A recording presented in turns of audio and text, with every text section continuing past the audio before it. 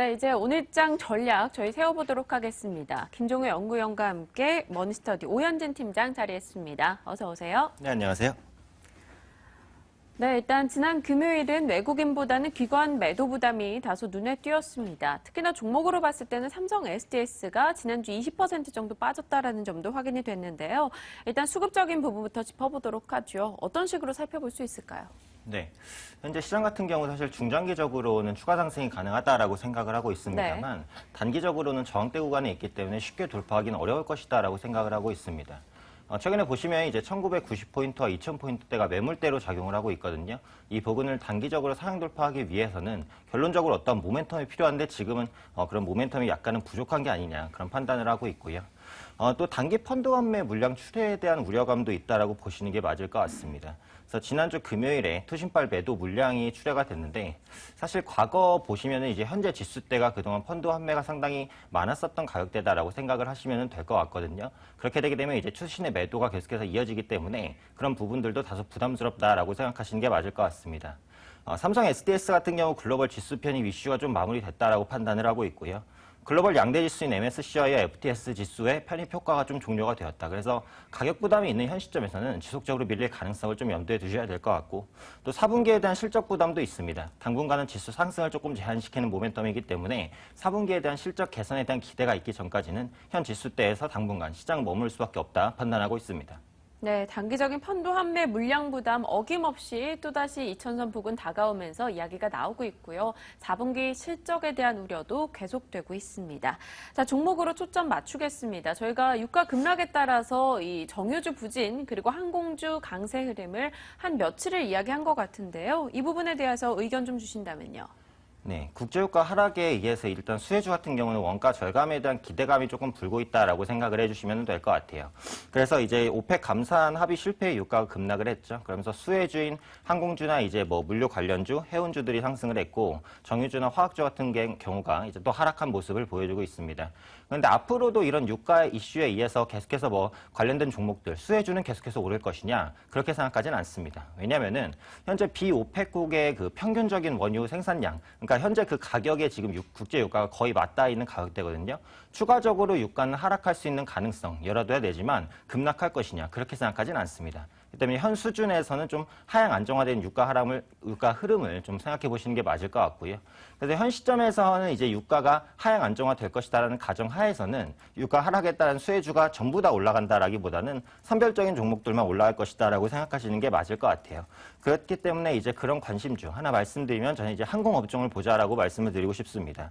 그래서 유가 같은 경우 이제 항공주의 전체 비용 중에서 약 40%를 차지하고 있거든요. 그다음에 유가 하락에 의해서 또 비용적인 수혜를 가장 받을 수 있는 업종이 항공주다라고 생각을 하고 있고 최근에 있어서 여행 수요가 점진적으로 회복되는 부분, 특히 일본 여행이 계속해서 많아지고 있죠. 또한 그동안 저조했던 항공 화물 수요가 바닥을 찍고 돌고 있다는 관점에서 항공주 긍정적으로 볼 수 있고요. 그다음에 택배 관련주로는 CJ 대한통운을 단기적으로 볼 수 있을 것 같습니다.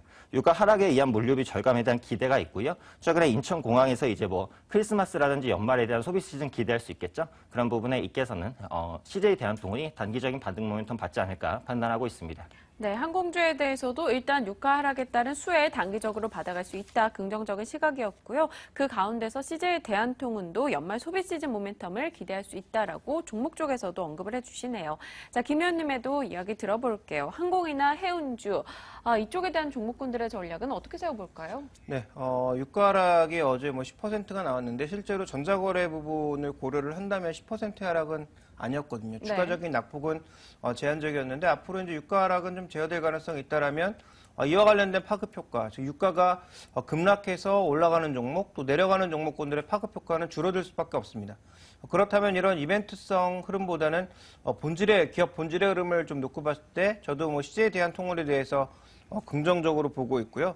그 다음에 이제 항공업종 쪽에서는 대한항공이나 아시아나항공 같은 경우에는 저는 여전히 뭐 좀 부정적으로 보고 있는 결정적인 이유는 비용 줄어드는 것만 가지고는 안 된다라는 거죠. 그럼 본질적인 매출 증가가 따라줘야 되는데 분명히 이제 개선되는 부분은 있으나 저가항공 같은 쪽에 그 뺏겨가는 물량이 워낙 많다라는 것이고요.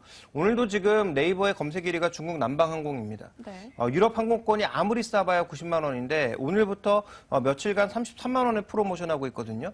그러니까 중국 업체들이라든지 이런 쪽에서의 저가 물량들이 앞으로 늘었으면 늘었지 줄어들지 않는다라는 거죠. 그래서 사이트가 지금 마비되는 뭐 상황들이 여러 번 발견되고 있다라는 점에서 대한항공이나 아시아나항공처럼 계속 고가로 팔고 있는 그런 물량들이 향후 여객 수요의 증가에도 굉장히 부담스러울 수 있다라는 겁니다.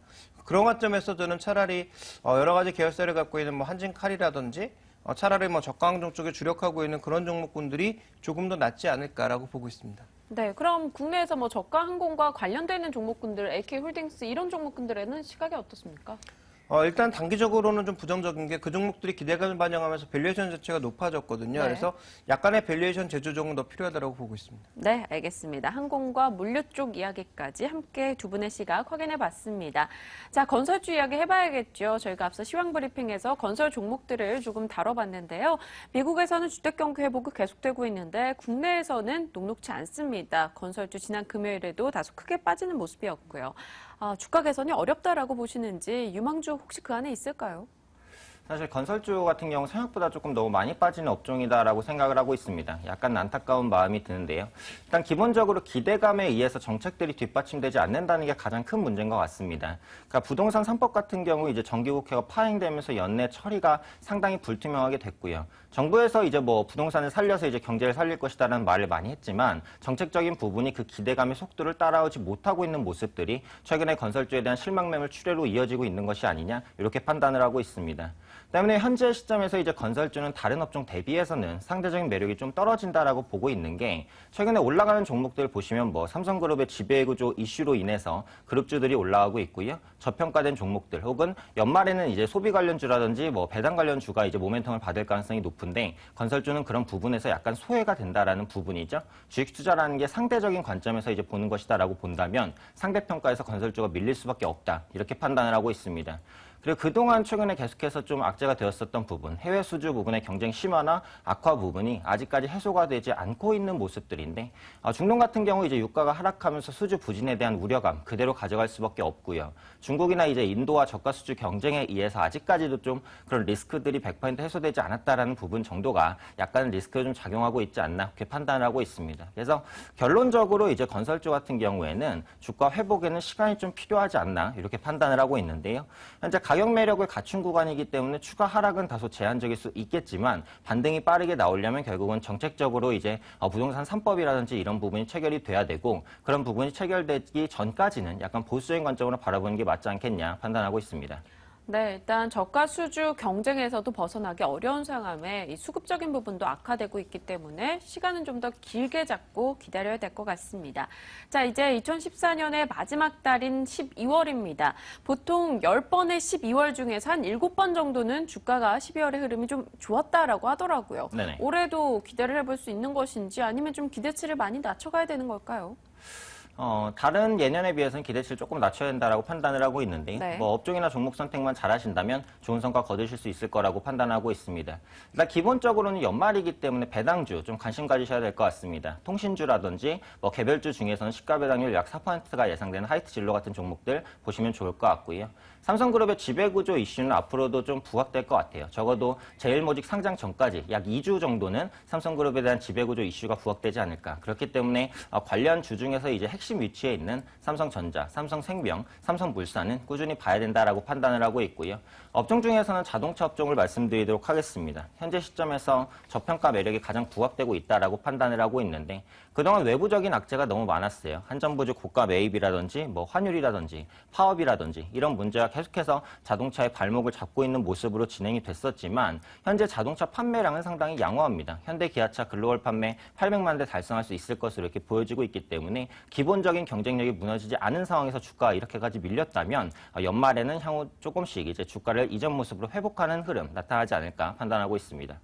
네, 배당주 관심 갖고 또 제일모직 상장 앞두고 있기 때문에 삼성그룹주 그리고 자동차주가 많이 하락해 있기 때문에 저평가 매력이 있다라고 판단하고 있습니다. 자, 12월에 대응 종목, 유망 업종까지 저희 나눠봤네요. 김종혜 연구위원과 머니스터디 오현진 팀장과 함께했습니다. 고맙습니다. 네, 감사합니다.